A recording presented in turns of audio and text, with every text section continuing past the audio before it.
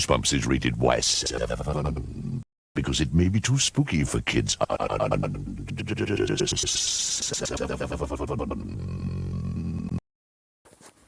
Hello, Goosebumps fans. So, Steven wanted me to do it, and I'm talking about the Arlstein in conversation with Tim Jacobus. My gosh, what the frick?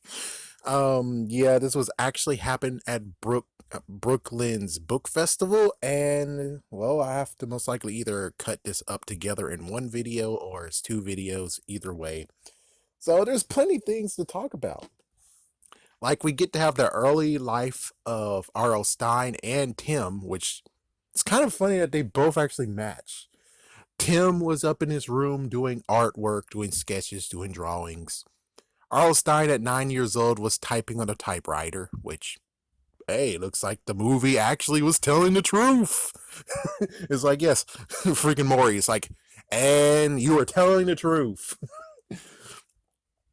And so the interesting part is like the early life now. We go like in the 20s or whatever. So Tim actually did some drawings for a newspaper for a grocery store, and he was able to actually get some good, in quotations, free samples slash models. Yes, because he was able to actually lose a few photos so he can actually get some food for the week, along with getting paid. Arlstein actually had to do some fake interviews, which is like, dang. Like, man, fake interviews is like, I kind of want to get my hands on those. And then after that, he actually was writing for a men's magazine, and the freaking pictures. What the frick? A girl chained up and he had to write a short story about it? Oh my goodness. And he didn't even write it in his actual name. He chose his brother's first name and the last name of his principal. Wow. Then we get into Goosebumps. So here we go. So Goosebumps, of course, if you know, the original one was actually Welcome to Dead House. And, well, like I figured, it's like he had to get into his groove. And the first book was apparently still too messed up for kids today. Even Tim actually read it and said, wow, this book had an edge to it. And apparently it is known, and lots of people already said in the other video where it's like, yeah, we already know who the person who did freaking Stay Out of the Basement cover art, you idiot. And it's like, well, no one told me, you know? You would figure that Goosebumps Aussie fan would talk about the covers that weren't made by Tim Jacobus. You know, we have like at least maybe 3 or 4 people now, even though I'm pretty sure like after 2015 they got this certain person, and I don't even know who the hell his name is. It's like, so you guys did, it came out from Ohio, it came from New Jersey, but yet the newest artist doesn't get to have a moment either? What the hell is that? Oh, anyway, so yeah, he talked about yeah, that one. Then he talked about Haunted Mask, and the interesting part of where it's like they had 4 types of masks for the episode. And each one got tighter and tighter and tighter. Apparently, we have a stunt double who wore the fourth one, so the actress didn't have to. Which I'm like, what's the stunt double's name? And we actually get to see his niece now, and his niece actually is a doctor. Whoa, frick, man!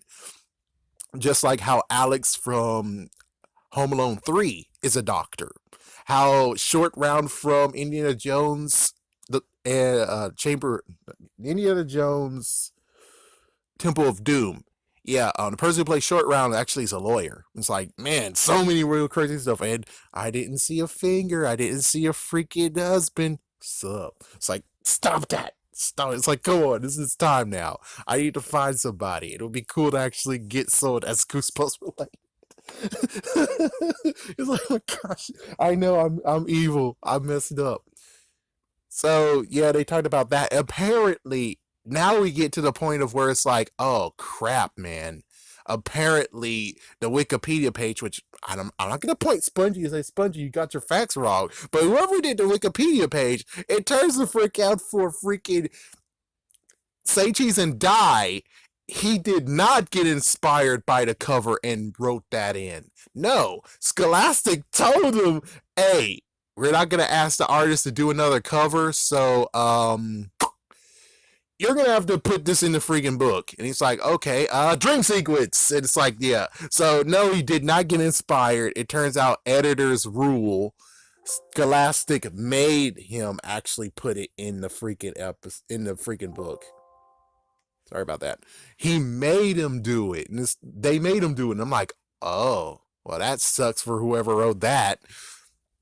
Oh yeah, and back to the haunted mask. Of course, everyone already knows the story of how, and this is the only one that got inspired from his life. Apparently, that his son when he was young and it was Halloween, he put a green Frankenstein mask on and he tried to take it off and he couldn't take it off, and everyone's like, "Wow, man, you're a messed up father." And he even said it this way: "It's like, yeah, I should have been helping that kid, right?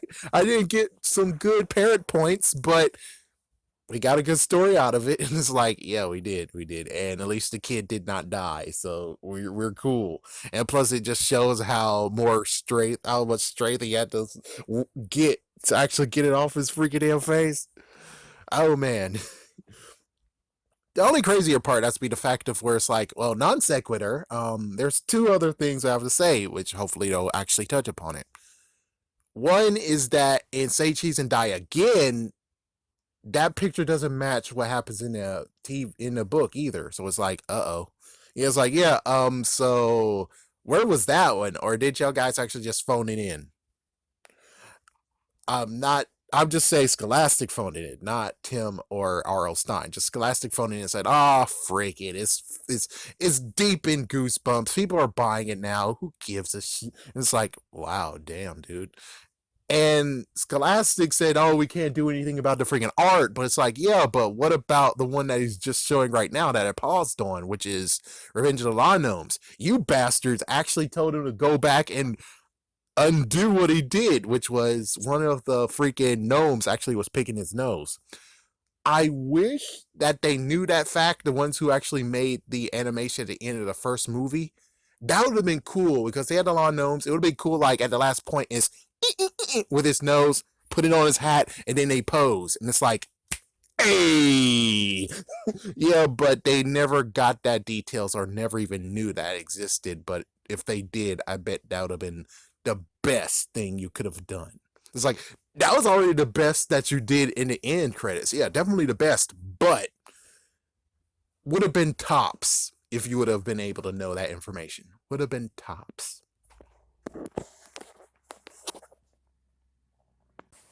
All right, so more. Oh my god, that was so funny. Being like everyone loves Slappy. I don't know freaking why. I've did all the stories I could with him. I'm scraping the barrel here, but people love Slappy. And he mentioned the fact of Ghost of Slappy, which I hate that damn book.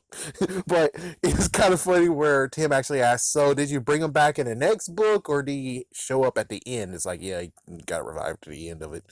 And then of course we get Judy and the Beast, which was it's gonna be a right now as we're recording it, a book that's coming soon. But it's kind of interesting that he was walking his dog when he was thinking about Little House of Hamsters, and not to mention how to not how to kill monster the girl who cried monster. It turns out instead of those turtles, he actually was supposed to eat a kid. And Scholastic said no. Oh my gosh! Hold on, where's the nightmare? I don't even know where the nightmare hour book is right now. But it's like I would kind of like to like, hey, was that Scholastic who wrote that book? Because if so, you guys suck. I mean, that book actually has like two that's like, whoa, damn, what the fuck? It's like, yeah, what the fuck? Woo! Woo! Oh my goodness. Oh my goodness. But anyways, yeah, so that was, and of course he already talked about the thing. Well, it turns out the reason why they said no on the Revenge of the Law Gnomes is it's going to schools. Do we really want kids to see a gnome picking his nose? What if they start picking their nose? It's like, yeah, whoever said that. It's like everyone else in Scholastic was fine. They were laughing at it. But for some reason, this one person got freaking pencil stuck on his butt. I had to say, no, it's going to schools. We can't have that cover. It's like, woo! And it turns out that R.L. Stine actually had many concepts thought about before, but because he did not have a title to it, he threw those stories away, which I'm like, oh man, no, don't ever throw a story away. The story always has an actual freaking name to it. It's unknown or untitled. That's the name of the freaking story. But his mindset is that he thinks of the title, then he does the story, which not bad. Yeah, it's not that bad, but still, it's still funny what he said about slapping man. That was still freaking funny. That was still hilarious. Oh my gosh, hilarious. Yeah, I think this most likely will be straight into a part 2. So be right back. Have a scary day, have a scary night. Part 2 in a minute.